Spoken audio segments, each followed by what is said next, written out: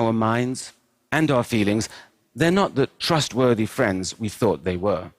They're more like a really moody friend who can be totally supportive one minute and really unpleasant the next. I once worked with this woman who, after 20 years of marriage and an extremely ugly divorce, was finally ready for her first date.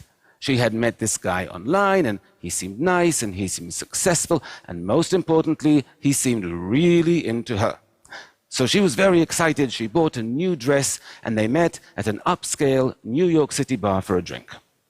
10 minutes into the date, the man stands up and says, "I'm not interested," and walks out. Rejection is extremely painful. The woman was so hurt she couldn't move. All she could do was call a friend. And here's what the friend said. "Well, what do you expect? You have big hips, you have nothing interesting to say. Why would a handsome, successful man like that ever go out with a loser like you?" Shocking, right, that a friend can be so cruel. But it would be much less shocking if I told you it wasn't the friend who said that. It's what the woman said to herself. And that's something we all do, especially after a rejection. We all start thinking of all our faults and all our shortcomings, what we wish we were, what we wish we weren't. We call ourselves names, maybe not as harshly, but we all do it. And it's interesting that we do, because our self-esteem is already hurting. Why would we want to go and damage it even further?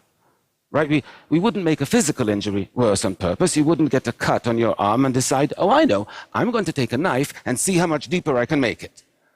But we do that with psychological injuries all the time. Why? Because of poor emotional hygiene. Because we don't prioritize our psychological health.